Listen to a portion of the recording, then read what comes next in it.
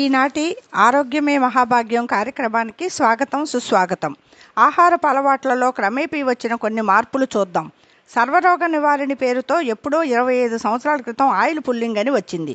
పొద్దున్న ఎవరికి ఫోన్ చేసినా మా ఆయన ఆయిల్ పుల్లింగ్ చేస్తున్నాడు అనేవాళ్ళు. అది ఆగిపోయింది.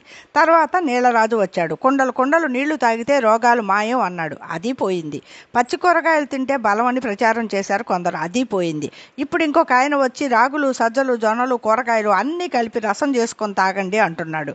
కేంద్ర ప్రభుత్వం వారేమో యోగా చెయ్యండి, రోగాలు మటుమాయం అంటుంది. చాన్నాళ్ళ క్రిందట గోదావరి జిల్లాల నుంచి ఒక రాజుగారు వచ్చి ఉప్పా, మీరు ఉప్పు తింటున్నారా, చీ చీ అన్నాడు. జనమంతా ఉప్పుని విసిరి కొట్టారు. అంతటితో ఊరుకున్నాడా? నూనె, నెయ్య, మీరంతా నూనె తాగుతున్నారా, నెయ్యి తింటున్నారా? సరే అని జనమంతా నూనె డబ్బాలకి సెలవిచ్చి చుక్క నూనెతో తాలింపులు మొదలుపెట్టారు. ఒకానొక మంచి రోజున కృష్ణానది ప్రక్కన మంచి స్థలంలో ప్రకృతి ఆహారాశ్రమం అని ఒకటి మొదలైంది. ప్రజలకు ఉప్పు నూనె లేని వంటలతో 3 పచ్చి కూర ముక్కలు 6 ఆకుకూర రసాలతో నిత్యనూతనంగా విలసిల్లుతుంది. సరే, ఇది ఇలా ఉండగా ఇంకొక ఆయన ఎవరో రాగి చెంబుల్లో నీళ్లు నింపి చంద్రుడి ఎదురుగా పెట్టి తెల్లారా నీళ్లు తాగితే అసలు చావే రాదు అని ఘంటాపదంగా చెప్పాడు. ఇంకేముంది, కొట్లలో పడి రాగి చెంబుల వేట మొదలైంది.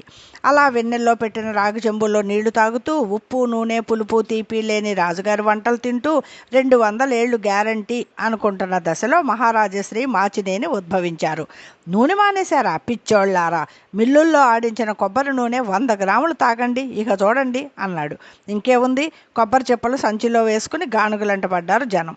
ఇంకొక సాము వచ్చి పురుగు మందులు లేని చిరుధాన్యాలు తినండి, మీ ఆరోగ్యాన్ని మీరే సంరక్షించుకోండి అన్నాడు.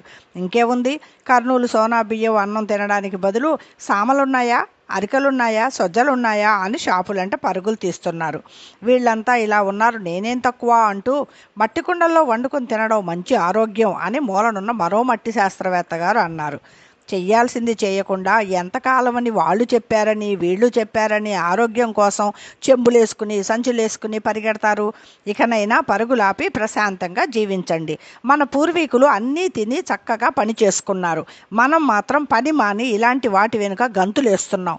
నిజం గ్రహించరా నలుడా?